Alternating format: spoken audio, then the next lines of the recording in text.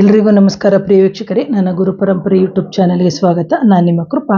ಇವತ್ತಿನ ವಿಷಯ ಏನು ಅಂತಂದರೆ, ಎಷ್ಟೋ ಜನರ ಮನೆಯಲ್ಲಿ ನಾವು ಗಿಡಗಳನ್ನು ಸಾಕ್ತೀವಿ ಅಥವಾ ಹಲವಾರು ಗಿಡಮೂಲಿಕೆಗಳು ಅಥವಾ ಪ್ರಕೃತಿಯಲ್ಲಿ ಸಿಗುವಂತಹ ಗಿಡಗಳನ್ನು ನಾವು ಹಾಕಿರ್ತೀವಿ, ಶೋಗೆ ಅಂತ ನಾವು ಹಾಕಿರ್ತೀವಿ. ಆದರೆ ಇಲ್ಲಿ ಇವತ್ತು ಹೇಳುವಂಥ ವಿಚಾರ ಬಂದು ದಾಸವಾಳ ಹೂವಿಂದಾಗಿರುತ್ತೆ. ಈ ದಾಸವಾಳದ ಗಿಡ, ಅದರಲ್ಲಿ ಎಸ್ಪೆಷಲಿ ಕೆಂಪು ದಾಸವಾಳ ಅಂತ ನಾವೇನು ಹೇಳ್ತೀವಿ, ಕೆಂಪು ದಾಸವಾಳವನ್ನು ನಾವು ನಮ್ಮ ಮನೆಯಲ್ಲೇ ನಿತ್ಯವೂ ಬೆಳೆಸೋದ್ರಿಂದ ಅಥವಾ ಅಂತಹ ಒಂದು ಹೂವನ್ನು ನಾವು ನಿತ್ಯವೂ ಪ್ರತಿ ಹುಣ್ಣಿಮೆಯ ದಿನದಂದು ನಾವು ನಮ್ಮ ಕುಲದೇವರಿಗೆ ಅಥವಾ ನಮ್ಮ ಅಕ್ಕಪಕ್ಕದ ದೇವಸ್ಥಾನಗಳಿಗೆ ನಾವು ತಗೊಂಡು ಹೋಗಿ ಕೊಡೋದ್ರಿಂದ ನಮ್ಮ ಮನೆಯಲ್ಲಿ ಉಂಟಾಗುವಂಥ ಎಷ್ಟೋ ಗಲಾಟೆಗಳು ಅಥವಾ ನೆಗೆಟಿವ್ ಎನರ್ಜಿ ಸಮಸ್ಯೆಗಳು ಅಥವಾ ಮಾಂತ್ರಿಕ ಬಾಧೆಯ ಸಮಸ್ಯೆಗಳು ನಿಧಾನವಾಗಿ ನಮ್ಮ ಜೀವನದಲ್ಲಿ ಪರಿಹಾರ ಆಗುತ್ತೆ. ಹಾಗೆಯೇ ಬಂದು ಇಂತಹ ಒಂದು ದಾಸವಾಳ ಹೂವನ್ನು ನಾವು ವಶ್ಯಕ್ಕೂ ಬಳಸ್ಕೋತೀವಿ.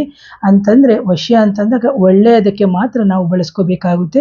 ಸೊ ಇದನ್ನು ಬಂದು ಉಚ್ಚಾಟನದಕ್ಕೂ ನಾವು ಬಳಸ್ತೀವಿ. ಹಾಗಾಗಿ ಇಂತಹ ಒಂದು ದಾಸವಾಳ ಹೂವಿನಿಂದ ನಾವು ಮಾಡಿಕೊಳ್ಳುವಂತಹ ಪರಿಹಾರಗಳು ಬೇಕಾದಷ್ಟಿದೆ. ಆದರೆ ನಾವು ಪ್ರತಿ ಹುಣ್ಣಿಮೆಯಂದು ಕೆಂಪು ದಾಸವಾಳವನ್ನು ನಮ್ಮ ಕುಲದೇವರಿಗೆ ಇಟ್ಟು, ಜೊತೆಗೆ ನಮ್ಮ ಕುಲದೇವರ ದೇವಸ್ಥಾನಗಳು ಹತ್ತಿರ ಇದ್ದಂಥ ಸಂದರ್ಭದಲ್ಲೂ ಸಮೇತ ನಾವು ಅದನ್ನು ದಾನ ಅನ್ನೋಕ್ಕಿಂತ ಪ್ರೀತಿಪೂರ್ವಕವಾಗಿ ಅದರಲ್ಲಿ ನಮ್ಮ ಕೋರಿಕೆಗಳನ್ನು ಹೇಳಿಕೊಡೋದ್ರಿಂದ ನಮ್ಮ ಕಷ್ಟಗಳು ನಿವಾರಣೆ ಆಗುತ್ತೆ. ಹಾಗೆಯೇ ಎಷ್ಟೋ ಜನಗಳ ಮನೇಲಿ ದೃಷ್ಟಿದೋಷಗಳಾಗ್ತಾ ಇರುತ್ತೆ ಅಥವಾ ಪದೇ ಅಪಘಾತಗಳಾಗ್ತಿರುತ್ತೆ. ಈ ಥರ ಹಲವಾರು ಸಮಸ್ಯೆಗಳು ಇದ್ದಂತಹ ಸಂದರ್ಭದಲ್ಲಿ ನೀವು ಮಾಡಬೇಕಾಗಿರೋದಿಷ್ಟೇ, ಕೆಂಪು ದಾಸವಾಳ ಹೂವನ್ನು ನಿಮ್ಮ ಕುಲದೇವರಿಗೆ ಅಥವಾ ನಿಮ್ಮ ಮನೆಯಲ್ಲಿ ಬೆಳೆಸೋದ್ರಿಂದ ಖಂಡಿತವಾಗ್ಲೂ ನಿಮ್ಮ ಮನೆಯಲ್ಲಿ ಉಂಟಾಗುವಂಥ ಎಷ್ಟೋ ನಕಾರಾತ್ಮಕ ಶಕ್ತಿಗಳನ್ನು ಅದು ದೂರ ಮಾಡುತ್ತೆ.